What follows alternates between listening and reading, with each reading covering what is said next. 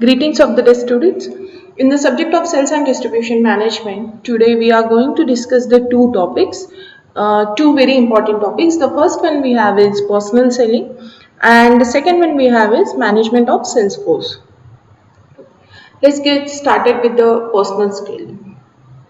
So once upon a time, sales was 100% of personal selling.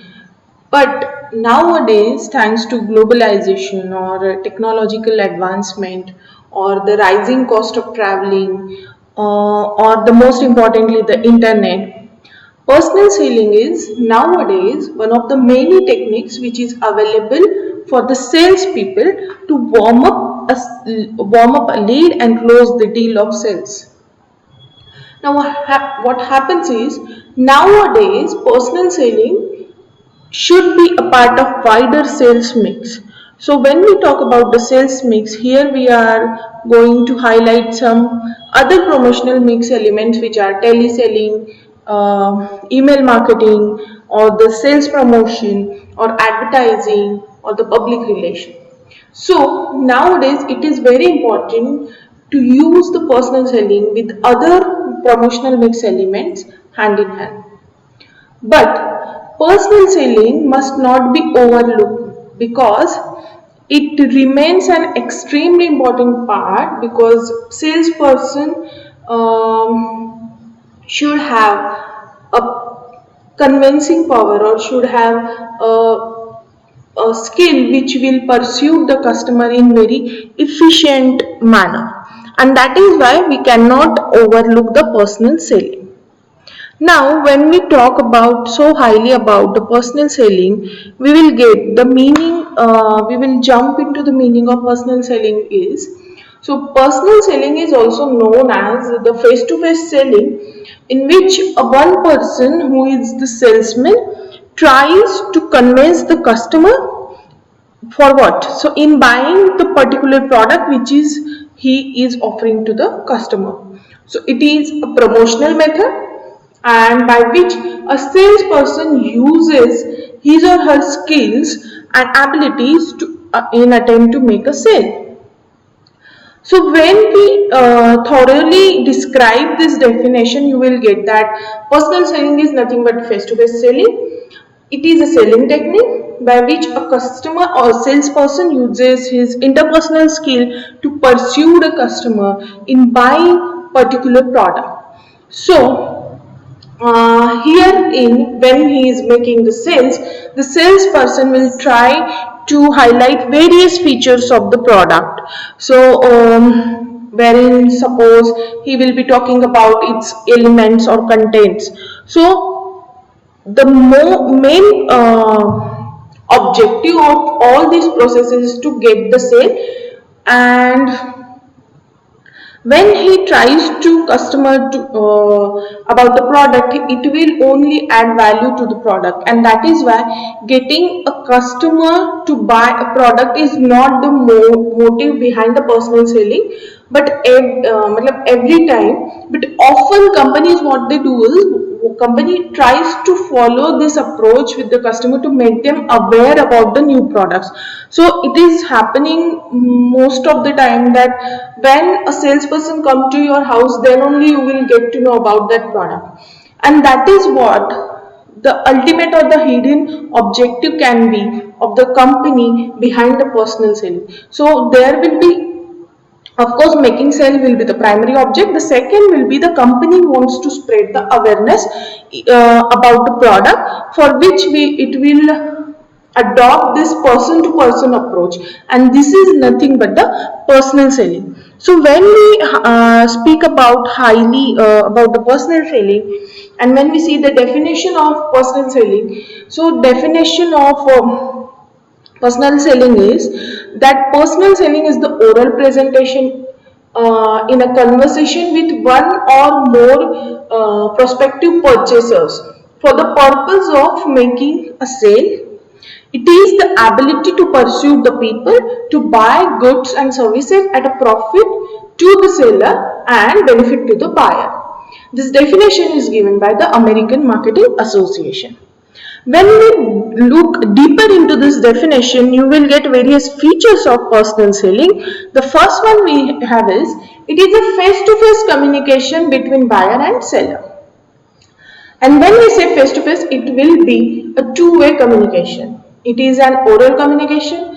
It will pursue the customers instead of pressurizing them. So what happens is, sometimes we feel very pressurized when somebody is constantly giving you the insights of products. For that doesn't happen with the personal selling nowadays. So it is pursuing rather than pressurizing. It will provide immediate feedbacks from the customers. Again, in case of personal selling, it will develop a deep rational relationship between the buyer and the seller. So apart from your selling relationship, there will be another personal relationship which you can develop in the personal selling. So when we see the personal selling, when we are talking about the personal selling, we will see the objectives of personal selling now. So first thing first will be, the attract the prospective customer will be the objective of personal selling, and that will be the first and foremost objective. Why we are putting so much effort into personal selling is to attract the attention of the people who might be interested in purchasing your product. Okay. The second is to educate the prospective customers. So the salesperson will provide the information about the features or the price or the uses of the product to the people. It will handle their queries, and he will remove their doubts about the product, right? So he will educate them as to how their needs could be satisfied by using the particular product. The next objective is to create the desire to buy. So it is very normal nowadays. What happens is, the company or the salesman constantly keeps you remind that we have this product, and this is the product which will help you for particular problem, and that is what a company does, and that is what the salesman does. Salesman will create a desire among the prospective customers to buy a particular product, and to satisfy the specific needs.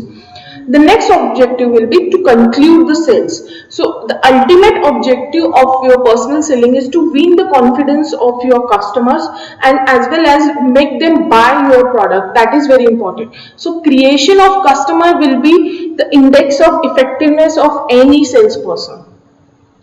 Next and very important objective of personal selling is to get a repeat orders.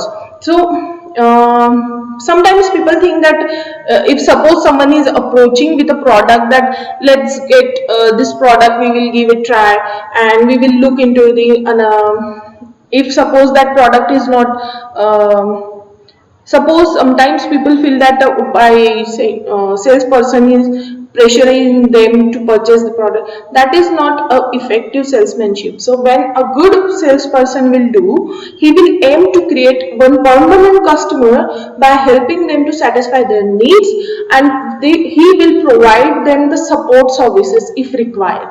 So he will try to get a repeat order from the customer, and that will be next objective of personal selling. Now we will jump to the importance of personal selling. So the personal selling will consist of individual and personal communication with the customer, in contrast with the mass and impersonal communication through advertising.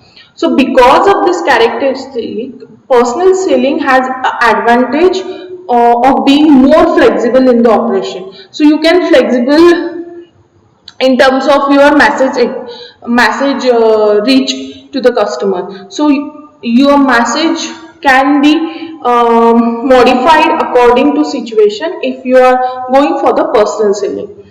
Now next you have is a salesperson can tailor his sales representation to sales presentation, sorry, to the fit the needs of the customers.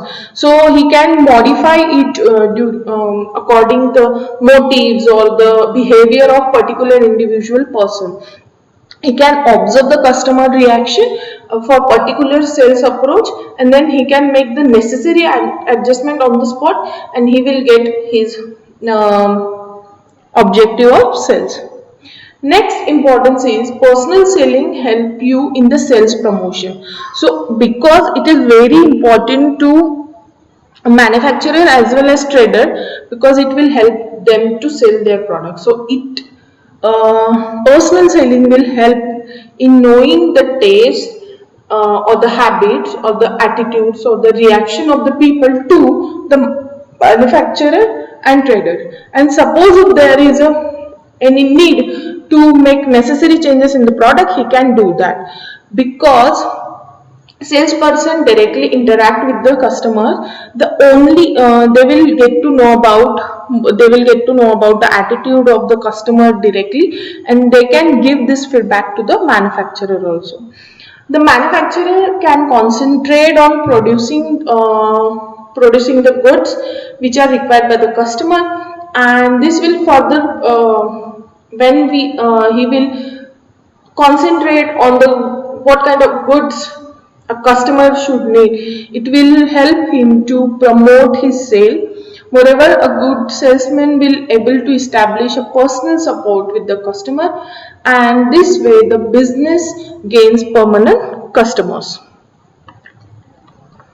So until this point, we have seen the meaning of personal selling. Then we have seen the definition of personal selling. We have talked about the features of personal selling. We have talked about the objectives of personal selling, and lastly, we had talked about the importance of personal selling.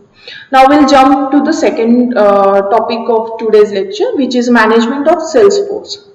So student, sales manager today must develop an integrated management style using adaptive or the problem solving or the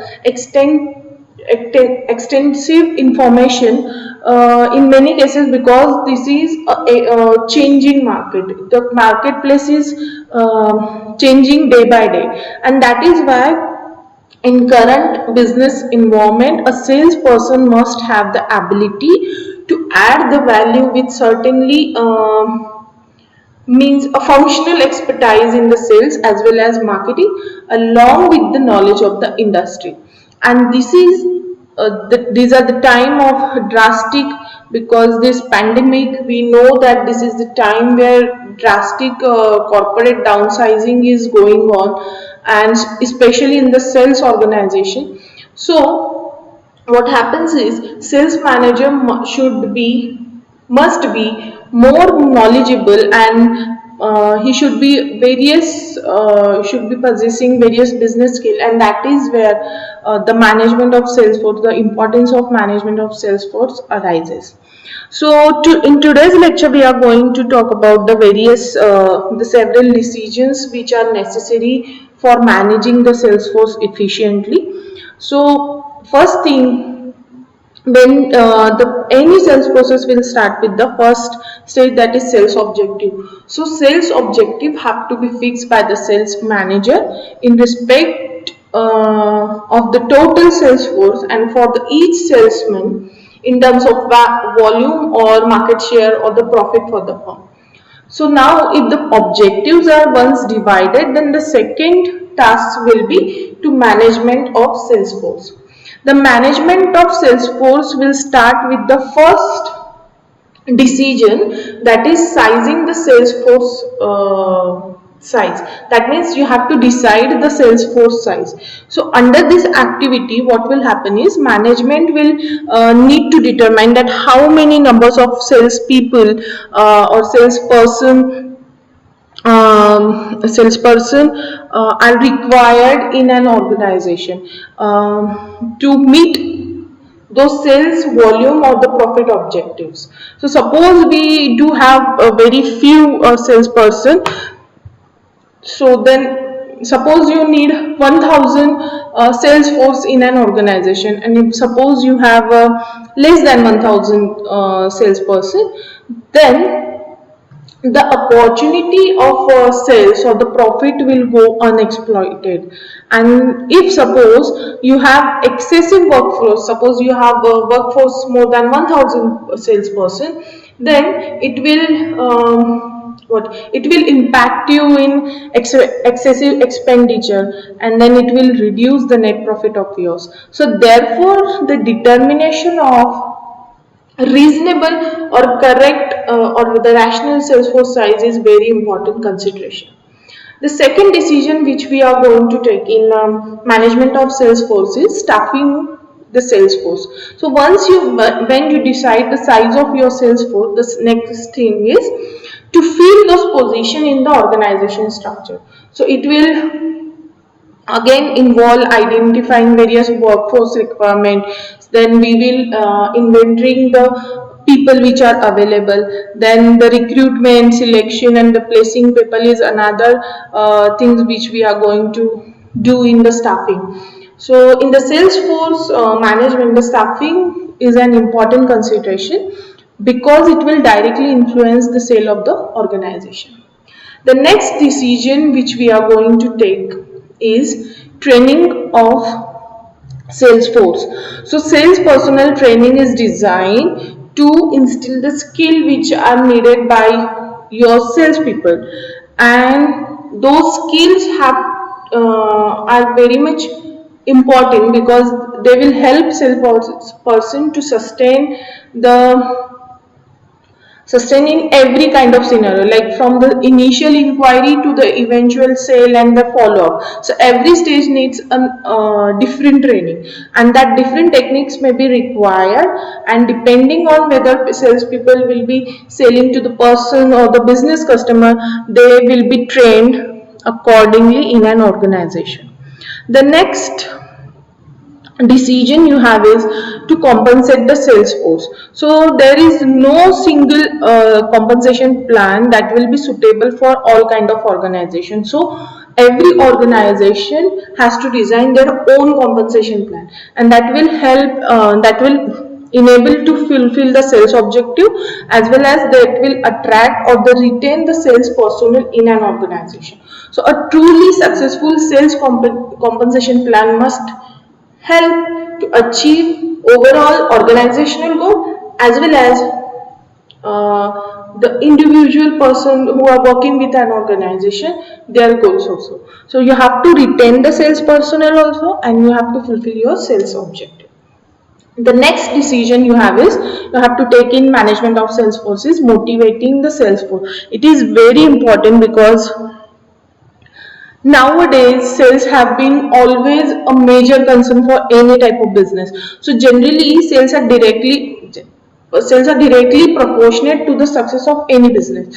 So if the sales goes up, the business does well, and if the sales are very if your sales arm is weak, then the business will be so it will be the business.